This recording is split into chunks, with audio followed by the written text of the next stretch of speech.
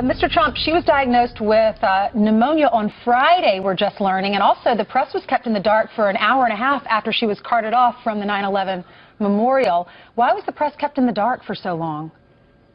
Well, I really just don't know. I hope she gets well soon. I don't know what's going on. I'm like you. I see what I see. The coughing fit was a week ago, so I assume that was pneumonia also. I mean, I would think it would have been, so something's going on, but I just hope she gets well and gets back on the trail, and we'll be seeing her at the debate. Sure. What's so interesting is that now the DNC, if these reports are correct, might be considering a replacement. Does Donald Trump have a plan to take on Tim Kaine and to take on Joe Biden? No, I don't think they'll replace her. I think we have to see what's wrong. I mean, we have to see what's wrong, but whatever it is, I'm ready. Whatever it is. So health is an issue now, right? I think it's an issue. In fact, this last week, I took a physical, and I'll be releasing when the numbers come in. Hopefully, they're going to be good. I think they're going to be good. I feel great. But when the numbers come in, I'll be releasing very, very, very specific numbers. It's interesting. I didn't know that. Yeah. Right. Dr. Ben Carson said, hey, why don't both the candidates do it, and you've went ahead and done it. Well, I think it's true. I think it's true. All right. I'm going to be doing, I've already done it, and the report should be finished this week. Okay. Let's talk a little bit about something that Hillary Clinton said on Friday night. She was at a big fundraiser here in New York City where she said that half of your followers are a basket of deplorables, racist, homophobic, xenophobic. And then today, your communications advisor, Jason Miller, put out this question of the day. Secretary Clinton, on Friday you said half of Donald Trump's supporters belonged in the basket of deplorables. Mr. Trump has a 19-point lead with former and active duty military members, with 55% polled saying they support him. In your opinion, what half of those voters belong in your basket?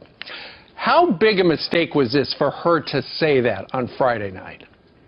Personally, when I heard it, I thought that it was not something that was within the realm of possible that she would have said it. And I said to my people, I don't believe she said it. I think you have to check it, because there's no way that she said this. And she actually did, and she even really doubled up, because it was said with such anger, and such unbelievable anger. And I think this is the biggest mistake of the political season.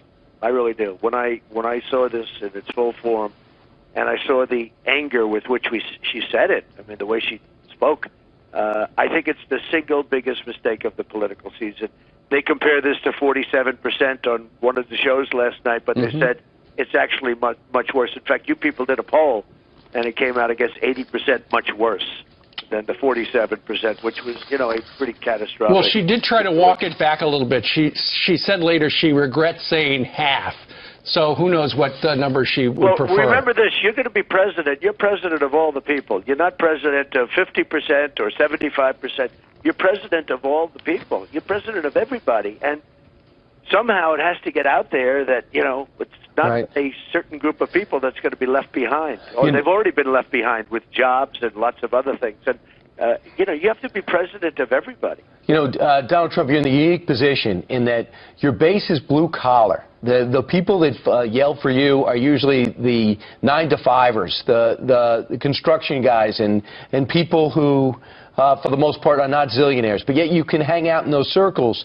It seems as though Hillary Clinton, in speaking to that in that ritzy club uptown and making those comments and going to these high-ranking fundraisers, in many ways she seems divorced from the everyday American.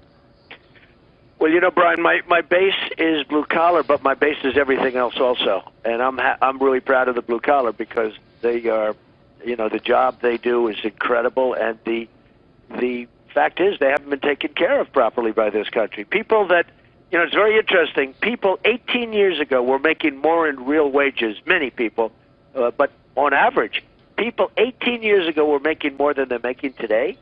And they're working harder today, and in many cases today, and to a large extent because of this horrible Obamacare, in many cases they're working 2 jobs.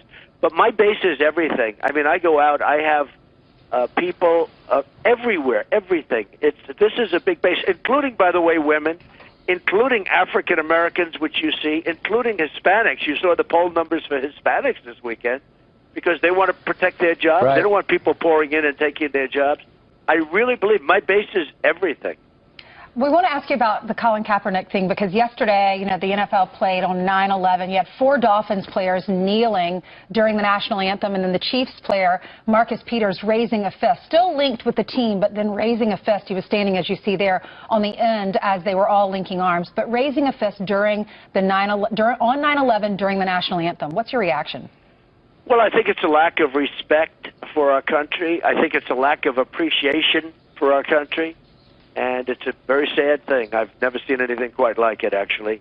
You're talking about a major sport, maybe the major sport, and when you see that, and it leads to a lot of other things, I think it's a great lack of respect and appreciation for our country. And I really said they should try another country, see if they like it better, see how well they'll be doing, see if they're going to make $20 million a year for being a second-string quarterback. In Colin Kaepernick's case, and he'll be tonight, and I expect him to sit or kneel, but like in Arian Foster's case, he's the outstanding running back. He said, listen, I love this country, I love everything, but I just think that we could be better. That's his point.